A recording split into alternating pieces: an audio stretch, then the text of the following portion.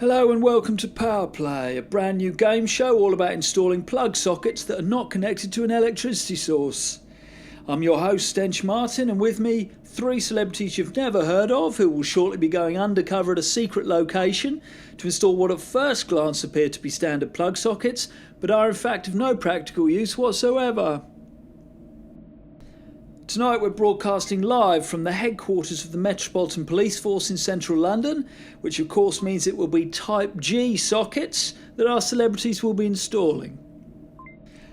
Well, I'm sure just like us here, you at home can't wait to get started, so let's join together and say the words that get things going round here. On your marks, get set, begin installing.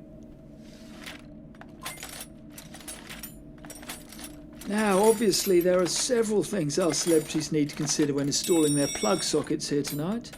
Firstly, it's very important to install the imitation sockets as close as possible to the operational ones, in order to ensure maximum confusion when the power is switched off on Monday morning. Regular viewers will no doubt recall hilarious events from previous shows where, in the midst of the blind panic that follows a power blackout, plugs are frequently reinserted into sockets that have already been correctly identified as imitation.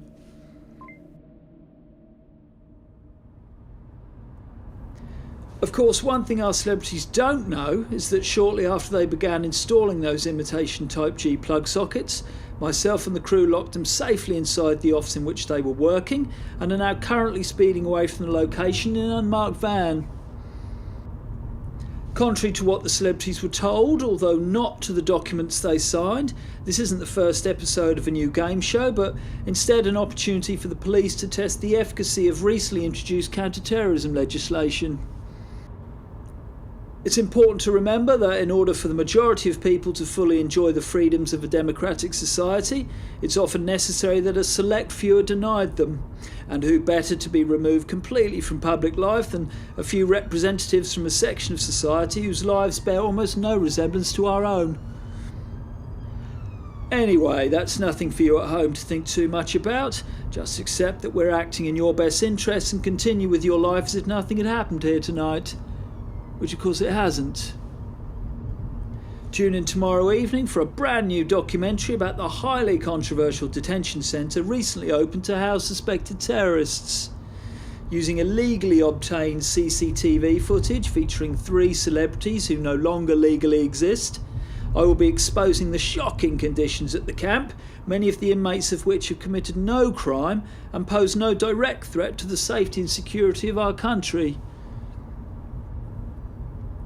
But if that's not your sort of thing, next week at the same time I'll be hosting a brand new game show called PowerPlay, in which three celebrities you've never heard of go undercover at a secret location to install what at first glance appear to be standard plug sockets, but are in fact of no practical use whatsoever. Until then, I've been Stench Martin. Good night.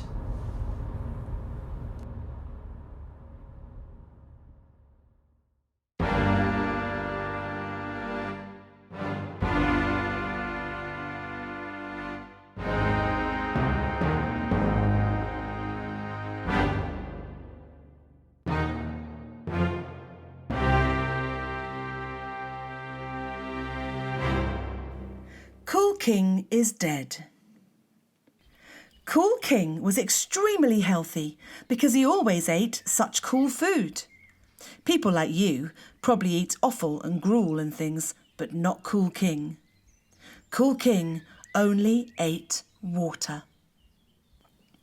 The only problem with only eating water is that if the only thing you eat is often the only way to effectively store the bodies of recently beheaded people, one day it might cause you to contract a horrible disease. Of course, Cool King was very selective when it came to his water. He refused to drink water from any of the late-night supermarkets in his kingdom. It had to be freshly drawn every morning from the big well in the town square. Unfortunately for Cool King, one day an old tramp who had contracted the plague from a filthy rat entered the throne room and was heard to make a series of disparaging remarks concerning Cool King's king robes. Following the customary beheading, the man's body was thrown into the well, and his strange blood was later heard oozing into the water at the bottom. The next morning, as Cool King was enjoying his first glass of water, he looked quizzically at the glass and made a face. This water tastes suspiciously like it may contain some plague, remarked Cool King before drinking the glass dry and requesting 2 more. Disturbed by the possible implications of his words, Cool King's physicians carried out a full medical examination, and after looking at his tongue for a moment and touching the soles of his feet with a dead field mouse, the physicians pronounced, to the great relief of the court, that Cool King definitely didn't have any plague. Unfortunately, it wasn't only Cool King who drank the water from the well. It was everybody else in the kingdom. And it wasn't only Cool King who used the well as a toilet either. It was also everybody else. So when, a few days later, people started waking up with enormous warts all over their faces, the source of the problem was a complete mystery. Cool King immediately began what would soon become the most popular series of witch trials ever staged in his kingdom, with one reviewer describing it as his crowning achievement. However, despite countless men, women and children being burnt at the stake without having received anything approaching a fair trial, the problems persisted, and Cool King turned to the world of science to provide an answer. Medical experts from all 4 corners of the kingdom were summoned and ordered to investigate the cause of the deaths. But no matter how many animals were trodden upon, the problems continued. Could we not engage the services of a physician from somewhere outside of the kingdom? Asked Cool King sagely. However, when the search for a doctor from further afield was begun, it was soon remembered that all the clever people from distant lands had been killed during one of Cool King's many unwinnable foreign wars, so the search was abandoned and the people responsible for suggesting it were beheaded. Cool King was at a loss, and no matter how many magazines he read about classic rap albums, he just couldn't get the idea out of his head that the unimaginable pain and suffering taking place outside the castle walls was in some way his business. Fortunately for Cool King, he didn't have to listen to the screaming and wailing of his loyal subjects for too long, because they very quickly succumbed to the deadly plague, and soon enough there was nobody left to do any of the jobs, and civilization ended. So everything worked out nicely in the end for Cool King.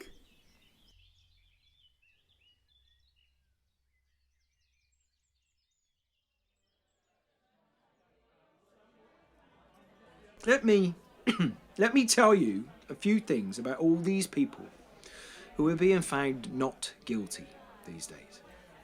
Even though it's obvious to everyone how guilty they really are. Now, the first thing is that most people, even when they're accused in court of having committed a crime, will pretend they didn't do it in order to escape punishment. And thus begins the labyrinth of trickery these vile individuals will attempt to guide us through in order to wrongly convince us of their innocence. I remember when I was in court giving evidence against my children, and some smart aleck in a suit was trying to say I was guilty of something or other, but of course he knew I wasn't, so nothing he said sounded true. But the point is that everyone who has to go to court is probably connected to the crime in some way, because otherwise why would they be there in the first place?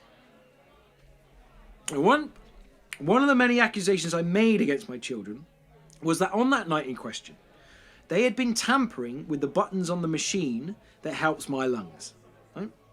But some other smart aleck made the people believe that the tampering in question had been little more than adjusting. And that I was attempting to have my children imprisoned to avoid having to repay all that money. Thankfully, few of the right-minded people present in the court that day accepted this version of events, and most of my children were subsequently imprisoned, but one of them got away with it, and that fact will haunt me to my dying day. I mean, of course, I'm seeking a retrial, but who knows what stories these smart alecks will invent to discredit me this time?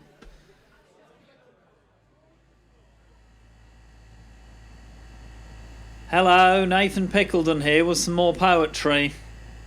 Good news, everyone. The company to which I submitted a manuscript has decided to publish my first volume of poems. meaning that by the end of this month I will have achieved my lifelong dream of becoming a published poet.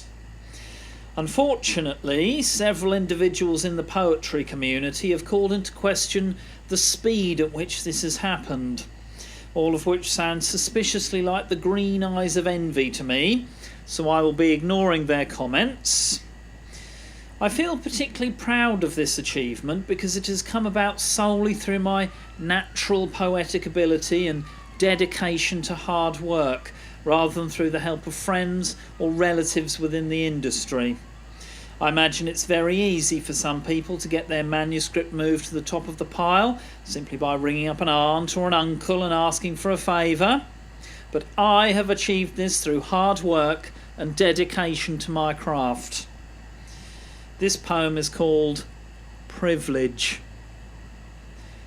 Just because you want to doesn't mean you can. Just because you've won the race doesn't mean you ran. Coming first or coming last are really not that unalike if the only way you won the day was riding someone else's bike. I'm retiring from poetry today. Goodbye.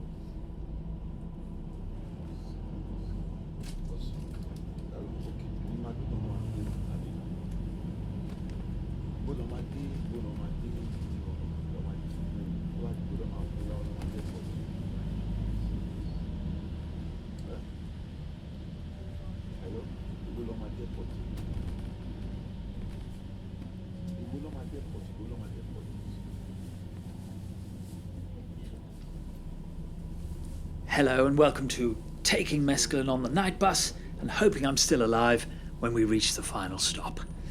It's 2:35 a.m. I'm seated quite comfortably, about halfway down the left-hand side of the top deck of this night bus. We're on our way to Trafalgar Square, and I believe we're scheduled to arrive at about 4:15 a.m. I took my mescaline about half an hour ago, just as we were leaving High Barnet.